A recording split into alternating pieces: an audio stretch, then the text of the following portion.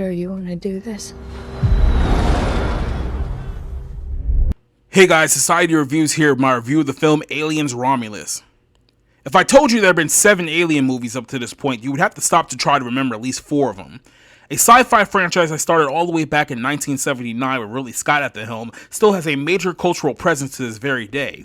Yes, believe it or not, Jennifer Lawrence was not the first female action star in cinema history. Even more shocking is the revelation that female-led movies existed before the age of Donald Trump. With that said, the Aliens franchise unfortunately represents another major problem that seems to plague the Hollywood industry these days, and that is the culture of the cash grab. Because a franchise has been around for 45 years and still has such prevalence with casual moviegoers, Hollywood cannot help itself but to try to create another film that uses the Alien name to put butts in the seats.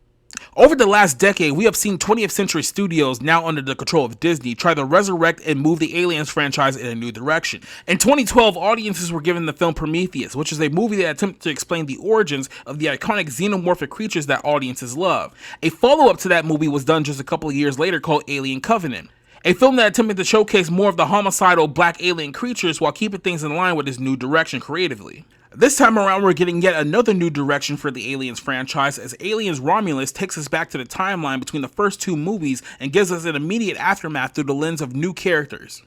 Romulus begins with the character of Rain, played by Cailee Spaeny. Rain lives in a mining colony with her synthetic named Andy, who she treats as an adopted brother.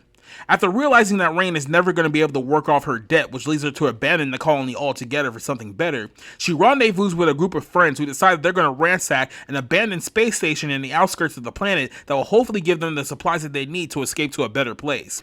The group manages to board the abandoned ship, but in their search for supplies, they are attacked by an army of spider-like creatures that attach themselves to the faces of some of the crew on board. Unbeknownst to our group, the abandoned space station that they have boarded is the same xenomorphs that affected the group of the first film of the Aliens franchise. On top of that, they now have to deal with the remains of Ash, who survived the events of that movie, who is now looking at a second opportunity to fulfill his mission. Member berries will be in full swing with the latest Aliens movie that takes advantage of a lot of the scenes and quite literally resurrects dead characters for the sake of a nostalgia pop from its audience.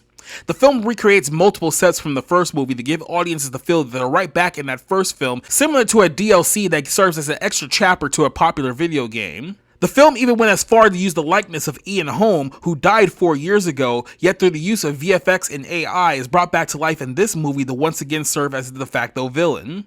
In many ways, this new Aliens feels very much like an attempt to resurrect the franchise. The cast of this movie is largely in their mid-20s, and the first act plays something more from a Divergent movie than the Aliens film. The problem here is that without these references to past movies and all the member berries that go along with it, the film doesn't bring anything new to the table.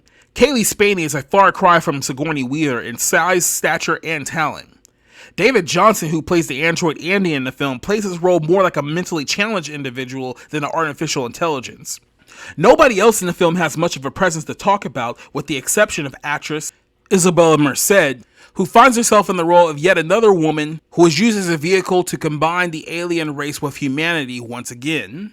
In the context of a monster movie where people are getting killed one by one, it's not really saying much nor providing much either way as far as characters go. Ever since 2012, 20th Century has tried to move this franchise away from Sigourney Weaver, but the reality is this franchise hasn't produced a good film since 1986. Aliens Romulus can throw together a few DEI representatives, some social commentary on capitalism, and enough nostalgia bait to hook an elephant. However, the end result is yet another mediocre effort that can't hold its own merit without referencing the past. Aliens Romulus spends so much time trying to connect other films of the franchise, it makes you wonder if you would rather watch those films instead of watching this $80 million whimper that it ended up producing. Romulus is another Aliens film that simply cannot stand up on its own 2 feet. I give this film a 2 out of 5. Try not to touch anything.